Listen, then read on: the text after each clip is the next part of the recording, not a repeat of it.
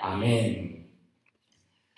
습관의 중요성을 모르는 사람이 있을까요? 어떻게 보면 우리의 모든 삶은 습관이 만들어낸 인생이라 할 수 있습니다.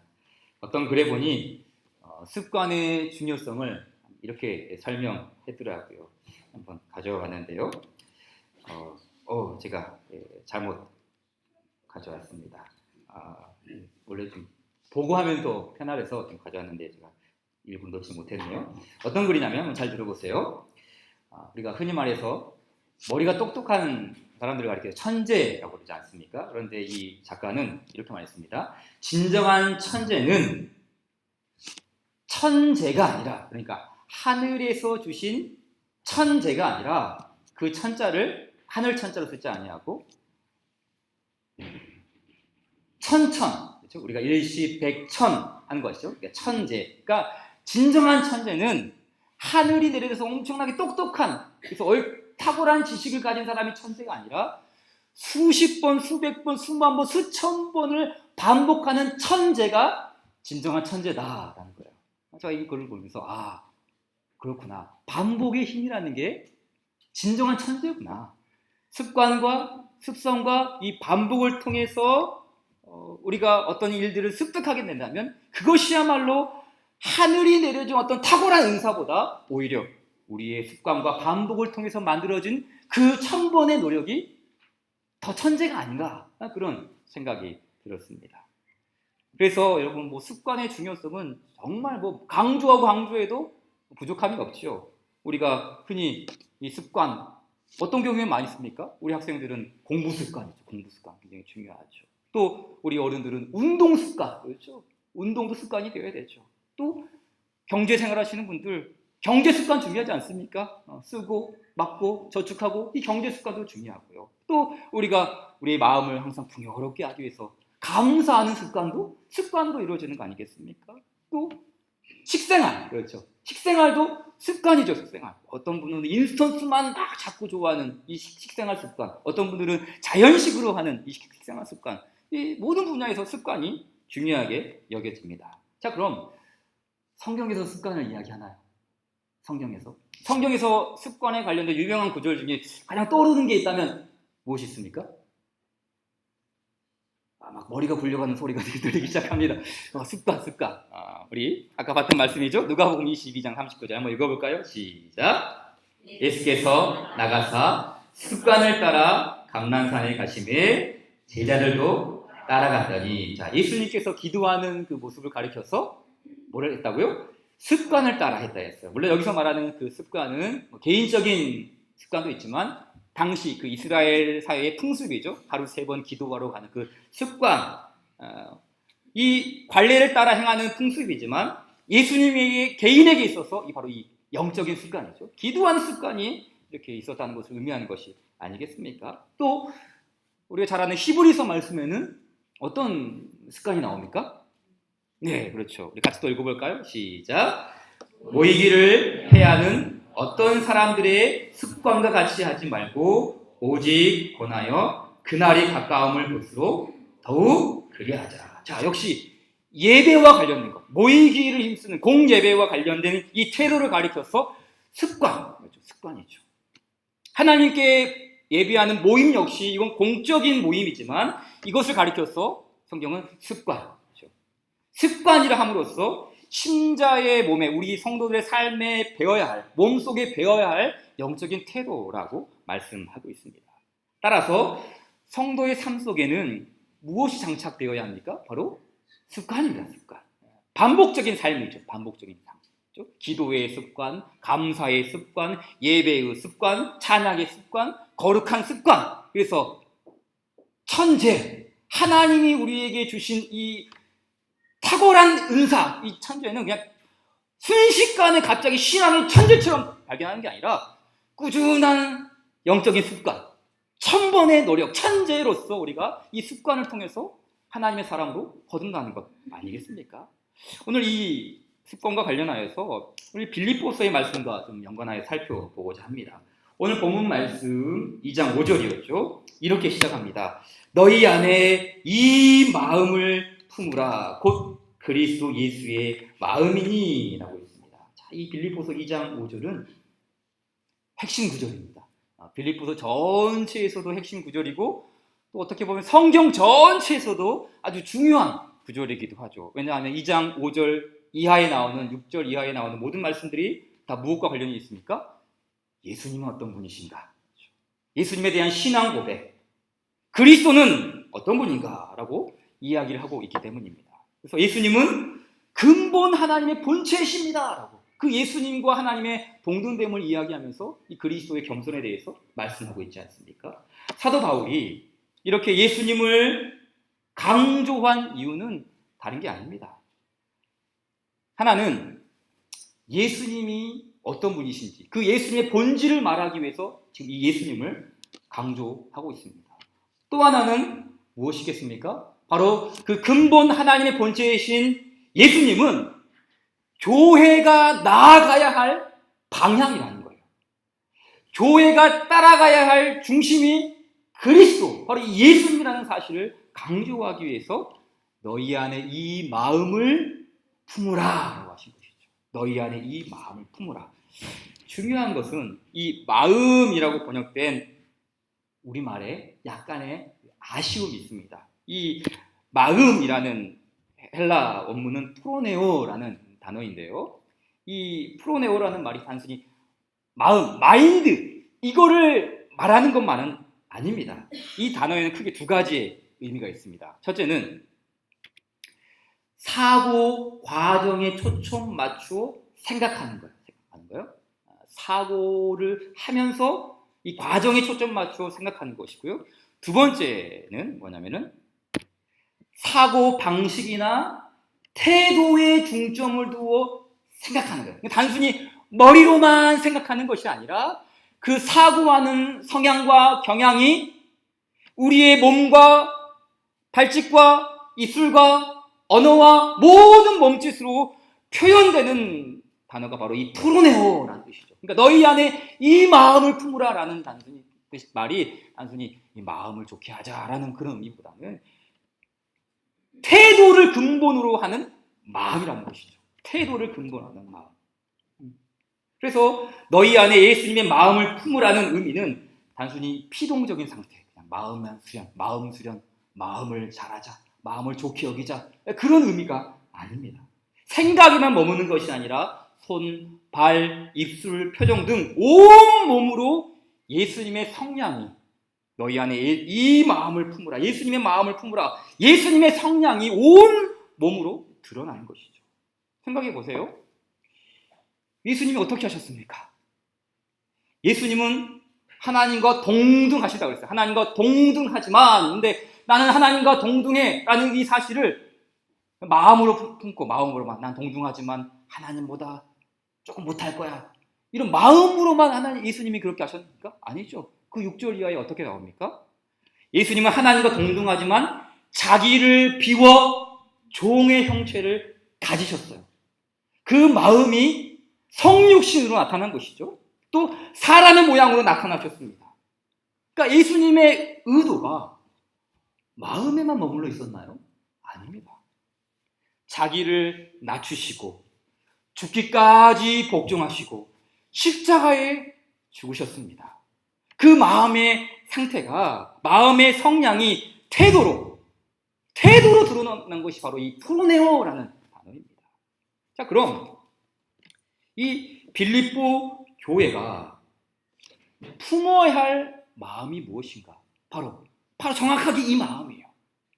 태도를 기반으로 하는 마음. 그래서 좀 한글로 번역된 성경을 좀 찾아봤는데 어떤 번역이 좀 잘했을까 보니까 새번역 성경의 이 풋노트에 이렇게 번역을 했더라고요. 여러분은 이런 태도를 가지십시오. 여러분은 이런 태도를 attitude라는 단어를 써서 여러분은 이런 태도를 가지십시오. 그것은 곧 그리스도 예수께서 보여주신 태도입니다.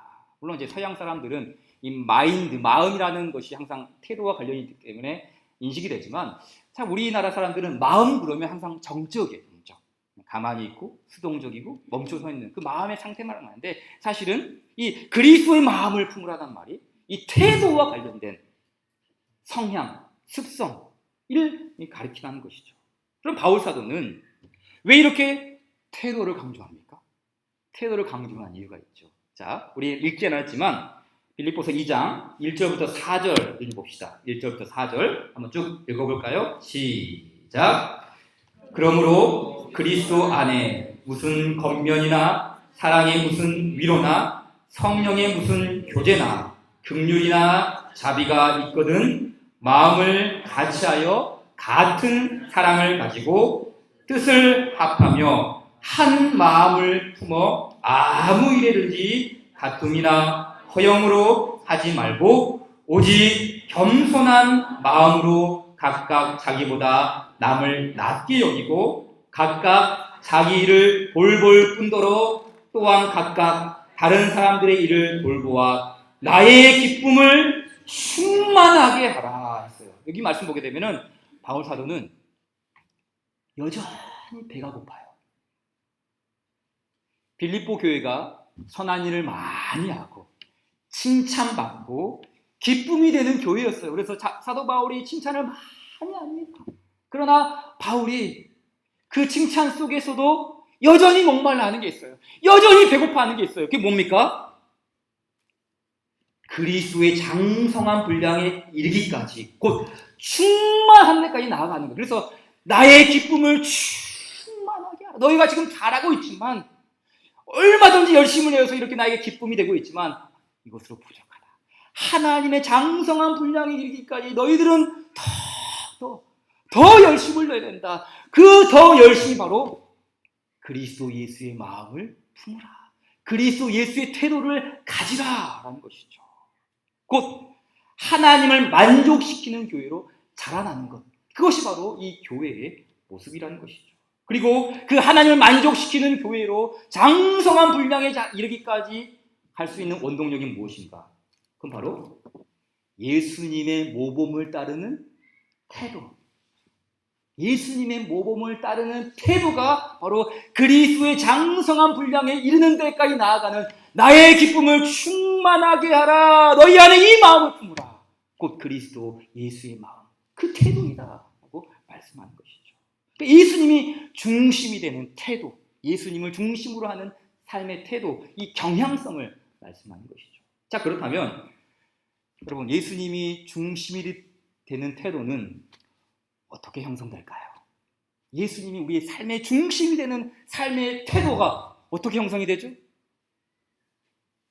방금 말씀했던 것처럼 그리스도의 장성한 분량에 이르기까지 충만한 데까지 나아가는 그 일은 하루아침에 되지 않습니다. 우리가 밖에 나가서 전도를 하고 예수님 당신을 사랑하십니다. 그리스도를 구주로 믿으십시오. 그리고 예수님을 영접하고 기도하고 나는 하나님의 자녀가 되었습니다. 그렇게 하면은 예수님 중심의 태도가 곧바로 들어옵니까? 하나님께서 은사를 꽉 부어주셔서 신앙의 천재가 됩니까? 아닙니다. 천재는 하늘 천재가 아니라 천천자. 예수님 중심의 삶의 경향성 태도는 반복. 신앙의 습성이죠. 신앙의 성향이죠. 그 태도의 삶이 반복됨으로써 그리스도 중심의 삶의 태도가 우리 가운데 만들어지는 것 아니겠습니까? 그러니 이 일은 하루아침에 되는 일이 아니죠. 요즘 이제 제가 몇 달 전부터 집 앞에 있는 그 체육관에서 운동을 하기 시작했습니다. 태어나다 처음으로 띠를 메고 하는, 태권도 아닙니다. 태권도 아니고 뭐 유도 이렇게 좀 비스무리한 걸 이렇게 하게 됐는데, 처음으로 이렇게 가니까 이제 뭐 도복 주고 띠를 주는데 제가 무슨 띠부터 시작했을까요? 당연하죠. 흰띠입니다. 흰띠. 마흔유도 흰띠입니다. 흰띠. 빨간색 벨트 안 줍니다. 흰띠부터 시작하는 거예요. 뭡니까? 초보부터 시작하는 모든 운동, 뭐 태권도도 마찬가지고 모든 도복을 하고 하는 이 흰띠로 시작하지 않습니까? 근데 제가 물어보니 검은띠는 되려면 몇 년 걸려요? 물어보니까 10년 걸린대요. 10년. 흰띠부터 검은띠까지 10년이에요. 그것도 10년 동안 꾸준하게 훈련하고 반복하고 실력을 쌓을 때 검은띠가 되는 거 아니겠습니까? 마찬가지입니다. 믿음의 사람들은 동일하게 뭐부터 시작해요? 흰띠부터 시작해요. 흰띠부터. 갑자기 예수 믿고 나서 바로 뭐 검정벨트 됩니까? 블랙벨트 됩니까? 흰띠부터 시작합니다. 초보부터 시작하는 거예요. 그런데 어떤 사람은 20년을 신앙생활해도 여전히 흰띠예요. 근데 반면 어떤 사람들은 10년 만에 빨간 띠가 되기도 하고 5년 만에 검은 띠가 되기도 합니다. 무엇 때문일까요? 다른 게 아니죠. 예수님을 따르는 습관, 그렇죠. 예수님을 닮아가는 그 꾸준함, 예수님을 본받는 태도가 믿음의 숙련자를 만들어내는 줄 믿습니다. 그렇죠. 예수님을 닮아가는 그 꾸준함, 반복, 1000번의 반복, 그 습관이 믿음의 숙련자를 만들어내는 거 아니겠습니까? 그래서 예수님 중심이 되는 태도, 예수님을 중심으로 살아가는 그 태도는 무엇에서부터 비롯됩니까? 습관입니다. 습관이죠. 영적인 습관이에요. 그러니까 성도에게 습관이 중요한 이유는 단지 자기 개발에 유익을 주기 때문만이 아니에요. 이 습관이라는 것은 자기 개발에 굉장한 유익을 주죠. 그러나 성도에게 있어서 이 습관이라는 것은 단지 자기 개발만이 아니라 예수님 중심이 되는 삶의 태도, 너희 안에 이 마음을 품으라 곧 그리스도 예수의 마음이니, 이 삶의 태도를 향해 나아갈 수 있기 때문에 이 습관이 굉장히 중요한 것이죠.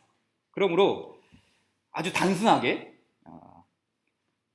습관은 영성이다 라고 말할 수 있어요. 습관은 영성이다. 습관. 근데 제가 이제 이 습관이라는 말을 좀 바꿨습니다. 설교 제목을 습성이 영성이다. 습성이 영성. 좀 습관과 습성은 비슷하지만 그 미묘한 차이가 있습니다. 제가 국어사전의 정의를 찾아보니 습성이라는 말은 이렇게 정의했더라고요. 습관이 되어버린 성질. 그러니까 이 습관이 뭐가 되는 거예요? 습성이 되는 거예요. 습성이 되는 거예요. 그러니까 이와 비슷한 표현이 뭔가? 습성과 비슷한 표현이 뭐냐면 바로 성향입니다. 성향. 좀 어려운 단어이긴 하지만 우리가 그런 성향이 있잖아요. 저분은 그런 성향이 있어. 저 사람은 뭐 개인적으로 그런 성향을 가지고 있어. 기질이 그래. 이런 성향인 것이죠. 제가 조금 더 예를 들어 쉽게 설명해 볼게요. 방금 전에 그 부른 찬송 중에 그 431장 주 안에 기쁨이 있네라는 곡이 있죠. 주 안에 기쁨이 있네. 주 안에 살자. 주 안에 평안이 있네. 주 안에 살자. 그럼 이 노래의 성향이 뭐죠? 그렇죠. 주 안에 살자. 주 안에 살자.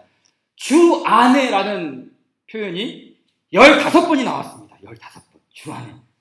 근데 이 곡을 쓰신 분이 우리나라 목사님이신데 박성문이라는 목사님이세요. 공교롭게도 이 박성문 목사님이 시무하셨던 교회 이름이 무엇인지 아십니까? 주안교회. 그러니까 이 목사님의 성향은 뭐예요? 주 안에. 모르긴 몰라도 설교도 본문은 다 다르지만 설교 메시지의 핵심 뭘까요? 주 안에 살자. 이게 그분의 성향이에요. 이 습성이라는 것이죠. 따라서 우리의 태도 역시 마찬가지예요. 우리가 태도가 바뀌려면 무엇부터 바뀌어야 됩니까? 습관, 성향이 바뀌어야 돼요. 곧 믿음의 성향이 믿음의 태도를 만드는 것이죠. 그래서 그 신자의 영성, 우리가 영성 그러는데 신자의 영성은 뭐 기적을 막 체험하고 뭐 어떤 신비한 은사를 일으키는 것이 영성이 아니라 습성이 영성이에요. 성향이 그 사람의 곧 영성인 것이죠. 자, 그렇다면 습성이 영성이 되고 이 습성이 우리의 그리스도 중심의 태도가 되려면 이거 어떻게 해야 되는가? 간략하게 몇 가지만 말씀드리도록 하겠습니다. 자, 첫째는 우리 이 말씀 기억해야 됩니다. 우리의 습성은 오직 복음만이 새롭게 할 수 있음을 믿어야 합니다. 우리의 습성은 오직 복음이 우리를 새롭게 하는. 그래서 제가 습관이라는 말을 쓰지 않고 습성이라는 쓴 이유가 여기 있어요. 습관은 우리가 막 만들어내면은 반복하면 나 새롭게 될 수 있는 거 아닌가? 내 의지로, 내 노력으로, 내 반복으로, 내 꾸준함으로 내가 달라지는 거 아닌가? 인간적인 심리학은 개인의 습관을 통해서 사람이 바뀐다고 말합니다. 그러나 여러분, 어떤 개인의 뭐 게으름이나 개인의 어떤 노력을 통해서 좋은 습관을 가지면 좋은 사람이 될 수 있습니다. 그러나 죄인이 의인이 되고 불의한 자녀가 하나님의 자녀가 되는 것은 습관을 통해서 이루어집니까? 아닙니다. 오직 복음의 습성이 우리를 새롭게 하는 줄 믿습니다. 그 복음이 우리를 새롭게 하시는 것이죠. 그래서 우리 인간의 성향은 사실 본질적으로 그리스도 중심의 성향이 아니죠. 예수님 본받는 습성이 아닙니다. 오히려 우리 죄인된 인간은 하나님을 대적하는 성향이 있어요. 대적하는 성향. 하나님을 거부하는 성향이죠. 그것이 우리의 본질이죠. 자, 빌립보서 3장 18절과 19절 말씀 한번 같이 읽어볼까요? 시작. 내가 여러 번 너희에게 말하였거니와 이제도 눈물을 흘리며 말하노니 여러 사람들이 그리스도의 십자가의 원수로 행하느니라. 그들의 마침은 멸망이요 그들의 신은 배요 그 영광은 그들의 부끄러움에 있고 땅의 일을 생각하는 자라 했어요. 땅의 일을 생각하다. 여기서 생각, 여기서 프로네오, 태도. 땅에 속한 태도, 세상에 속한 경향, 세상에 있는 성향, 그 습성을 따라 행한다는 것이죠. 십자가의 원수인 사람들은 어떤 특징이라고요? 땅의 일을 생각하는 자라. 땅의 습성을 따라서, 땅의 성향을 따라서. 즉, 그들의 성향과 습성과 태도는 땅입니다. 땅. 하나님이 아니라 하나님과 원수가 되는 성향이죠. 로마서 역시 비슷한 말씀을 하죠. 우리 로마서 1장 21절 읽어볼까요? 시작. 하나님을 알되 하나님을 영화롭게도 아니하며 감사하지도 아니하고 오히려 그 생각이 허망하여지며 미련한 마음이 어두워졌나니라고 했어요. 생각이 허망해졌다. 허튼 생각. 하나님을 대적하는 허튼 생각. 모든 삶의 습성과 태도와 성향이 하나님을 대적하는 그 원수의 십자가의 원수로 행하는 것이죠.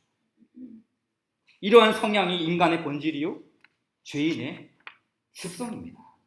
그러나 은혜의 복음, 하나님께서 우리에게 주신 이 복음은 신자를 새롭게 하죠. 우리의 습성과 성향까지 새롭게 하죠. 단지 신분의 상태, 죄인에서 의인으로만 바꾸는 것이 아니라 우리 안에 있는 이 성향까지, 그 그리스도의 복음이 성향까지 바꾸는 것 아니겠습니까? 그 말씀이 골로새서 3장 10절 말씀이 있는데 같이 한번 읽어볼까요? 시작. 새 사람을 입었으니 이는 자기를 창조하신 이의 형상을 따라 어디까지요? 지식에까지. 그렇죠. 여기서 말하는 지식 역시 동일해요. 단순히 인포메이션, 정보를 말하는 게 아니에요. 우리가 가지고 있는 이 성향, 우리의 습성, 그리스도를 따르는 그 성향까지 지식에까지 그리스도를 닮아가는 그 지식에까지 새롭게 하심을 입은 자니라. 성향이 새로워진다는 뜻입니다. 앞서 본 그 빌립보 3장 말씀에 그들의 마침은 멸망이요 그들의 신은 배요 그 영광은 그들의 부끄러움에 있고 땅의 일을 생각하는 자라 했어요. 십자가의 원수, 땅의 일을, 땅에 속한 성향이었어요. 근데 이 말씀과 대비되는 말씀이 바로 그 다음 구절에 3장 20절에 나오죠. 어떤 말씀이 나옵니까? 같이 읽어볼까요? 시작. 그러나 우리의 시민권은 하늘에 있는지라 거기로부터 구원하는 자 곧 주 예수 그리스도를 기다리라니. 아멘. 땅과 하늘을 대비하죠. 땅에 속한 성향이 있다. 그러나 우리는 복음으로 말미암아 지식에까지 새롭게 된 우리는 하늘에 있는 자. 이 말씀 뭐냐면은 이제 나는 천국 티켓이 있어. 내 시민권 천국에 있어. 난 죽어도 천국 가. 단순히 이런 정도의 말씀을 의미하는 것이 아니라 땅의 일을 생각하는 그 성향과 반대되는 개념으로 우리의 시민권은 하늘에 있는지라 라는 이 말씀이 뭐겠습니까? 하늘에 속한 성향을 따라 우리는 살아야 됩니다. 비록 우리가 이 몸이 이 세상에 살지만 우리의 습성과 우리의 성향과 우리의 태도는 하늘에 있는지라. 이 말씀이 골로새서 3장 1절에 뭐라고 나왔습니까? 위의 것을 추구하라. 위의 것을 찾으라. 바로 그 말씀이에요. 위의 것을 찾으라, 위의 것을 추구하라는 말씀이 하늘의 것을 성향으로 우리의 것을 삼아야 된다 라는 그런 뜻이겠죠. 즉 교회는 땅의 성향과 반대로 하늘의 습성을 따라야 한다는 뜻입니다. 그래서 천재 하나님의 뜻을 반복하고 또 반복하면서 위에 있는 것들을 추구하며 사는 것, 바로 이것이 하나님의 은혜의 복음을 받은 성도들의 삶의 모습이 아니겠습니까? 이는 예수 그리스도의 복음이 우리의 성향을 새롭게 할 수 있기 때문입니다. 또 하나, 마지막으로 어떻게 해야 우리가 이 습성이 우리의 태도로, 영성으로 이어질까요? 두 번째는 삼위 하나님께서 우리의 습성을 위해서, 우리의 습성을 바꾸기 위해서 일하고 계심을 우리는 믿어야 합니다. 그렇죠. 우리는 개인의 의지가 아니라 삼위 하나님의 사역으로 습관이 바뀌고 성향이 바뀌고 태도가 바뀌는 거 아니겠습니까? 자, 오늘 본문 말씀이었죠. 12절, 2장 12절, 13절 같이 읽어볼까요? 시작. 그러므로 나의 사랑하는 자들아, 너희가 나 있을 때뿐 아니라 더욱 지금 나 없을 때에도 항상 걱정하여 두렵고 떨림으로 너희 구원을 이루라. 너희 안에서 행하시는 이는 하나님이시니 자기의 기쁘신 뜻을 위하여 너희에게 소원을 두고 행하게 하시나니. 아멘. 성경이 강조하는 것은 다른 것이 아니죠. 너희 안에서 행하시는 이는 하나님이시다. 너희 안에서 행하시는 이는 하나님이시다. 따라서 우리가 바꿀 수 없는 습관, 죽었다 깨어나도 안 바뀌는 성향, 새 가지처럼 질긴 태도도 우리 하나님은 바꾸십니다. 하나님이 바꾸시지 못할 사람은 없습니다. 하나님이 행하시기 때문이죠. 그러나 동시에 우리는 이 말씀도 기억해야 돼요. 어떤 말씀입니까? 너희 구원을 이루라 그랬어요. 너희 구원을 이루라. 그러니까 하나님의 행하심과 우리의 태도는 뭐예요? 동전의 양면이에요. 그러니까 하나님이 행하시기에 우리도 구원을 이루는 것이죠. 우리도 구원을 이루는 것이죠. 비동적인 자세가 아니라 그리스도의 은혜를 받은 성도들이 우리 안에서 행하시는 그 하나님을 따라서 우리도 주의 손 붙잡고 우리의 구원을 이루어가는 이 능동적이고 진취적인 신앙의 성향으로 나아가는 것 아니겠습니까? 근데 이제 이런 말씀들을 보면은 여기서도 성향이 나와요. 성향이 나와요. 이게 무슨 말인가 하면 우리 목사들, 특별히 우리 목회자들에게는 신학적 성향이 있어요. 저와 같은 이 장로 계통에서 신앙생활을 온 사람들은 어떤 성향을 강조합니까? 너희 안에서 행하시는 이는 하나님이시다. 하나님의 행하심을 강조해요. 하나님의 행하시는 이 성향이 있어요. 반면에 뭐 이렇게 모순절, 감리교 이런 계통에 있는 사람들은 어떤 성향이 있습니까? 너희 구원을 이루라. 이런 성향이 있어요. 그래서 조심해야 되죠. 설교도 자신의 성향을 따라 설교하는 경향이 있어요. 나는 내 성향은 이 성향이기 때문에 나는 이것만 강조할 거야. 여러분, 설교는 자신의 성향을 이야기하는 게 아니죠. 하나님의 말씀을 과감 없이 전하는 거. 그래서 우리 동시에 이 두 가지 말씀을 다 받아야 돼. 있는 말씀 그대로 하나님이 우리 안에서 행하신다. 이 말씀도 맞는 말이에요. 동일하게 또 어떤 말씀 맞습니까? 너희 구원을 이루어야 된다. 개인의 성향을 따라서 이 말씀을 해석하는 것이 아니라 말씀 그대로 우리가 받아서 우리의 구원을 우리도 이루어야 하는 책임이 있고 우리의 사명이 있고 동시에 그러나 그것은 우리의 힘으로 되는 것이 아니라 하나님이 행하신다라는 이 말씀의 성향을 따라서 이 말씀 우리가 그대로 받아야 하는 것 아니겠습니까? 그러기에 우리는 이 말씀을 여러분 치우침 없이 그대로 받으시기 바랍니다. 곧 하나님의 행하심을 염두에 두면서 구원을 이루는 우리의 책임이 우리에게도 있어야 하는 것이죠. 우리의 습성과 성향을 새롭게 하시는 그 삼위 하나님의 손을 우리 역시 붙잡아야 할 줄 믿습니다. 오늘 우리가 이 말씀을 좀 생각하면서 이번 주 지난주죠. 오늘 큐티 레위기서 말씀을 묵상하는데 언약 백성들이 주신 말씀이 있었어요. 어떤 말씀인지 기억나십니까? 우리 레위기 18장 3절 4절 한번 읽어볼까요? 시작. 너희는 너희가 거주하던 애굽 땅의 풍속을 따르지 말며 내가 너희를 인도할 가나안 땅의 풍속과 규례도 행하지 말고 너희는 내 법도를 따르며 내 규례를 지켜 그대로 행하라.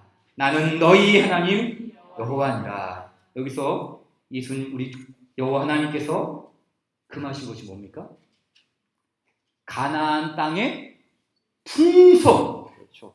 애굽 땅의 풍속. 이게 뭡니까? 성향. 그 땅 사람들의 습성. 우상을 숭배하고 근친 상간의 죄를 범하고 추악하고 악한 그 악을 행하는 애굽 땅의 습성, 성향, 그 풍습을 따르지 말라. 따르지 말라. 땅의 것을 따르지 말라. 땅의 풍속을 행하지 말라. 그러니까 구약이나 신약이나 성도는 세상의 사고와 방식을 따라서는 안 됩니다. 그것이 우리의 습관적인 성향이 되면 안 된다는 것이죠. 그런데 왜 하나님께서 그 풍습을 따르지 말라, 그 성향을 따르지 말라고 했습니까? 그 근거가 무엇입니까? 나는 너희의 하나님 여호와니라. 이 말씀이죠. 너희는 내 백성이다. 나는 너희의 하나님이다. 즉 이스라엘 백성들은 하나님의 백성이기 때문에 그렇습니다. 즉 구원받은 백성이기에, 언약 백성이기에 세상의 성향을 따르지 않고 거룩한 습성을 따르는 것이죠. 그러니까 이 레위기도 사실은 뭐의 문제예요? 성향, 습성의 문제예요. 제사하고 예배하고 하나님께서 금하신 것을 막고 그 습성과 성향을 따라서 거룩함을 이루어 나가는 것, 그것이 바로 이 말씀의 문맥이 아니겠습니까? 동일합니다. 빌립보서의 말씀 역시 우리에게 동일한 말씀을 가르쳐 줍니다. 하나님은 이스라엘 백성들에게만 규례를 주신 것이 아니라 교회에게도 주셨습니다. 뭘 주셨습니까? 아까 봤던 말씀. 너희 안에서 행하시는 이는 하나님이시니 자기의 기쁘신 뜻을 위하여 너희에게 소원을 두고 행하게 하신다고 했거든요. 소원을 주시는 거예요. 소원을 주시는 거예요. 이게 무슨 말일까?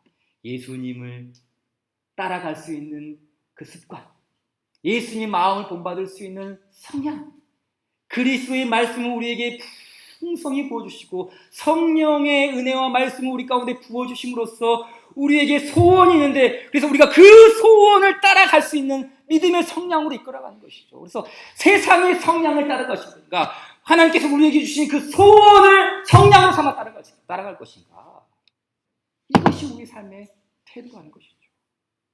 사랑하는 성도 여러분, 우리에게는 어떤 소원이 있습니까? 하나님이 우리 안에 행하시는 그 소원은 무엇입니까? 여러분 안에 하나님께서 두신 그 소원은 무엇입니까? 그래서 그 소원을 갈망하고 그 소원을 따라 사는 성량의 삶으로, 그 습성의 삶으로 우리가 나아가고 있습니까?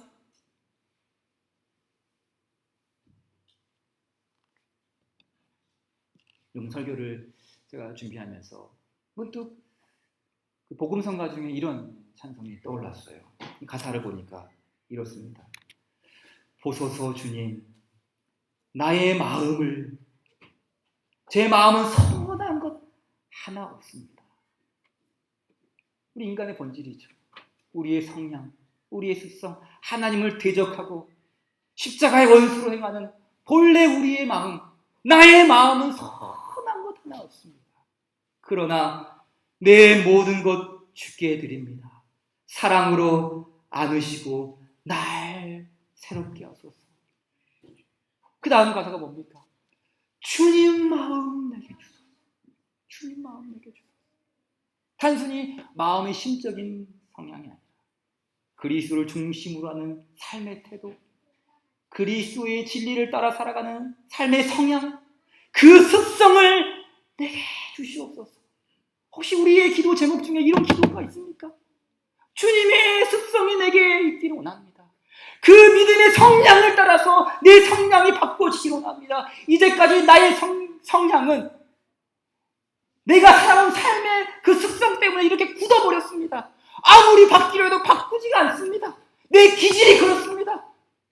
그런데 주님, 내 기질을 바꿀 수 있는 것, 내 이 때 묻은 오래 묵은 이 성향을 바꿀 수 있는 것, 성령 하나님의 은혜입니다. 주님, 내게 그 성향을 주시옵소서.